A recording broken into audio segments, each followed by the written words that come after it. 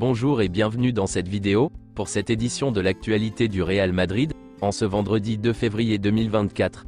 Si t'es nouveau sur la chaîne, n'hésite pas à t'abonner et d'activer la cloche de notification pour recevoir une notification dès que je publierai une nouvelle vidéo, et mets aussi un j'aime et un commentaire pour le référencement, et ainsi me soutenir. Merci, et commençons.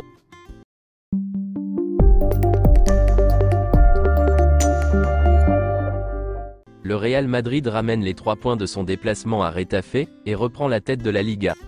Notre équipe a dicté sa loi du début à la fin au Coliseum, et a vu sa domination récompensée par un doublé de Joselu.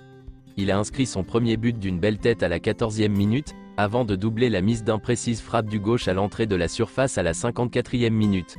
Les hommes d'Ancelotti enchaînent un 16e match sans connaître la défaite, avec 13 victoires.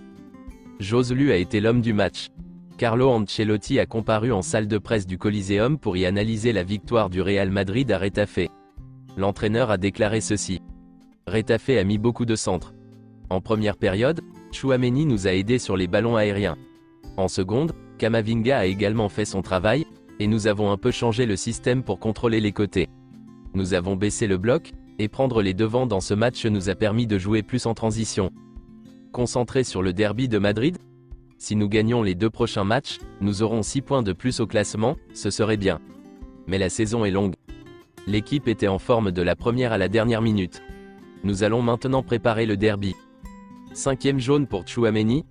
Je ne sais pas ce qu'il s'est passé, il a sorti un carton, et Tchouaméni ne sera pas là pour le prochain match. Rudiger a reçu un coup, et nous verrons comment cela évolue dans les prochains jours.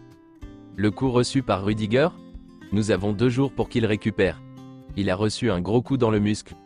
Rudiger est un guerrier, et c'est compliqué de ne pas l'imaginer être là au prochain match pour une petite douleur. De la présence sur le terrain ? Nous sommes bien mentalement, et l'équipe est motivée. Nous nous sommes battus et avons très bien géré ce match qui n'était pas facile. Retafe joue un football avec beaucoup de duels et de ballons aériens.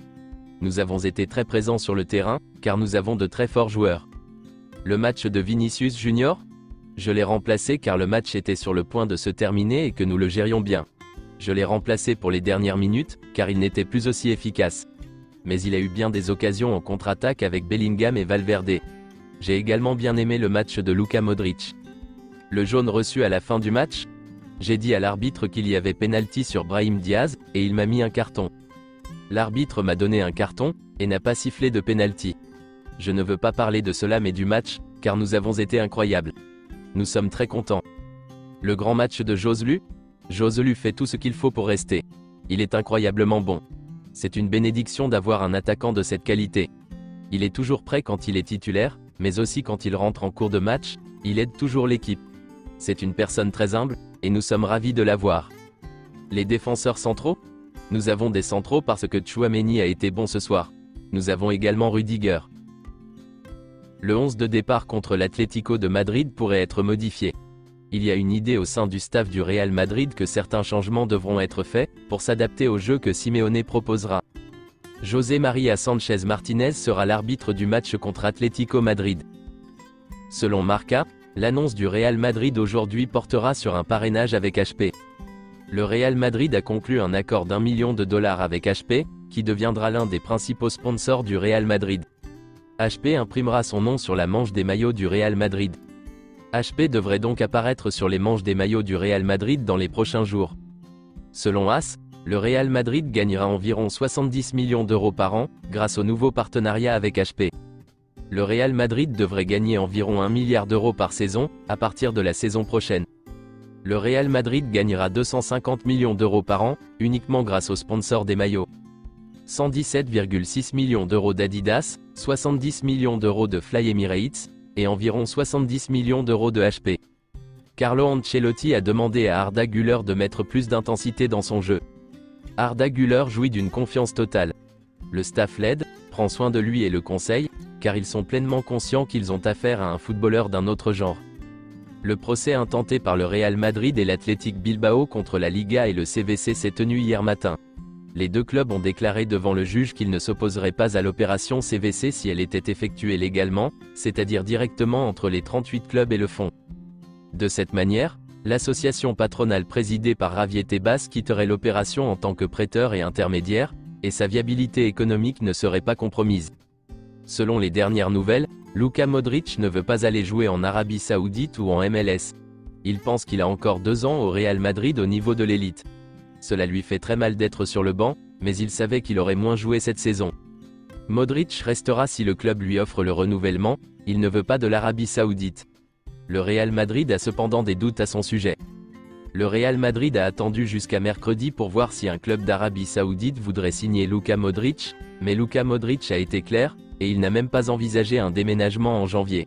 Il n'y a que le Real Madrid pour lui. Luka Modric veut renouveler son contrat et rester au Real Madrid. Selon The Athletic, Toni Kroos envisage un retour dans l'équipe nationale allemande pour l'Euro. Il n'a pas encore décidé s'il prolongera ou non son contrat avec le Real Madrid. Florentino Pérez et José Ángel Sánchez l'ont déjà informé qu'il pouvait renouveler son contrat s'il le souhaitait.